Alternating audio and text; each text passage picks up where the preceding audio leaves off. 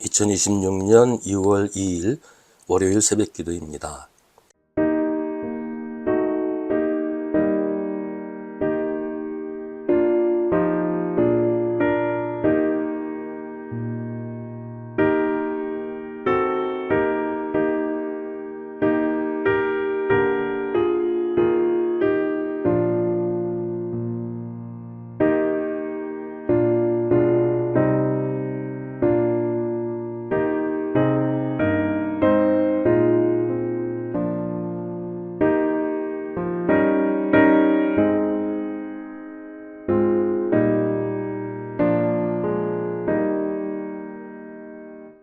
고린도후서 1장 1절부터 11절입니다. 하나님의 뜻으로 그리스도 예수의 사도가 된 나 바울은 형제 디모데가 고린도에 있는 하나님의 교회와 온 아가야에 있는 모든 성도에게 이 편지를 씁니다. 우리 아버지 하나님과 주 예수 그리스도께서 내려주시는 은혜와 평화가 여러분에게 있기를 빕니다. 우리 주 예수 그리스도의 아버지이신 하나님을 찬양합시다. 그는 자비로우신 아버지시요 온갖 위로를 주시는 하나님이시요 온갖 환난 가운데에서 우리를 위로하여 주시는 분이십니다. 따라서 우리가 하나님께 받는 그 위로로 우리도 온갖 환난을 당하는 사람들을 위로할 수 있습니다. 그리스도의 고난이 우리에게 넘치는 것과 같이 그리스도로 말미암아 우리의 위로도 또한 넘칩니다. 우리가 환난을 당하는 것도 여러분이 위로와 구원을 받게 하려는 것이며 우리가 위로를 받는 것도 여러분이 위로를 받게 하려는 것입니다. 여러분은 이 위로로 우리가 당하는 것과 똑같은 고난을 견디어냅니다. 우리가 여러분에게 거는 희망은 든든합니다.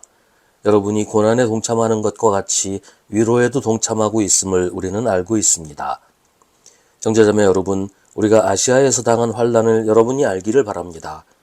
우리는 힘에 겹게 너무 짓눌려서 마침내 살 희망마저 잃을 지경에 이르렀습니다. 우리는 이미 죽음을 선고받은 몸이라고 느꼈습니다. 그렇게 된 것은 우리 자신을 의지하지 않고 죽은 사람을 살리시는 하나님을 의지하게 하기 위함이었습니다. 하나님께서는 이렇게 위험한 죽음의 고비에서 우리를 건져주셨고 지금도 건져주십니다. 또 앞으로도 건져주시리라는 희망을 우리는 하나님께 두었습니다. 여러분도 기도로 우리에게 협력하여 주십시오. 많은 사람의 기도로 우리가 받게 된 은총을 두고 많은 사람이 우리 때문에 하나님께 감사를 드리게 될 것입니다. 아멘. 고린도 후서는 편지의 구성에서 여러 가지 복잡한 문제가 있습니다.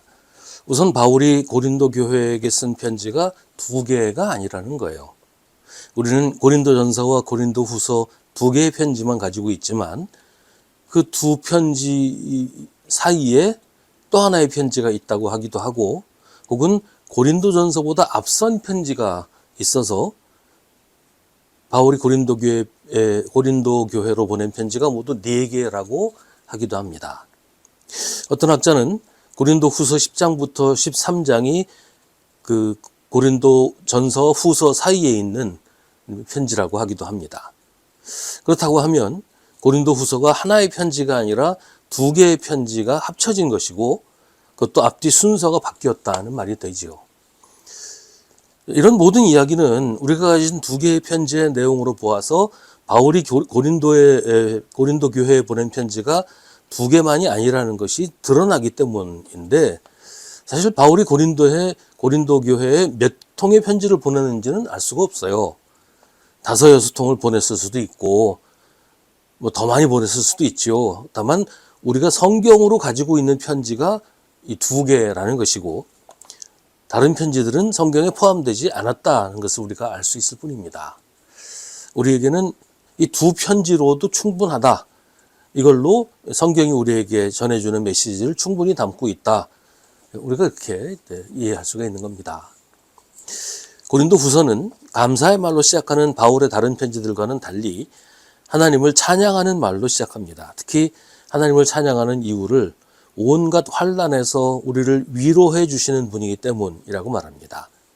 바울이 이렇게 말하는 이유는 바울이나 고린도 교회가 환난을 당하고 있기 때문으로 볼 수도 있지만 고린도 전후서 전체 상황으로 볼 때 바울의 가르침을 떠나서 거짓 교훈을 따르고 바울을 배척하는 고린도 교회가 회개하고 다시 바울이 전해준 복음으로 예수 그리스도의 복음으로 돌아온 것을 염두에 두고 이렇게 말하는 것이다.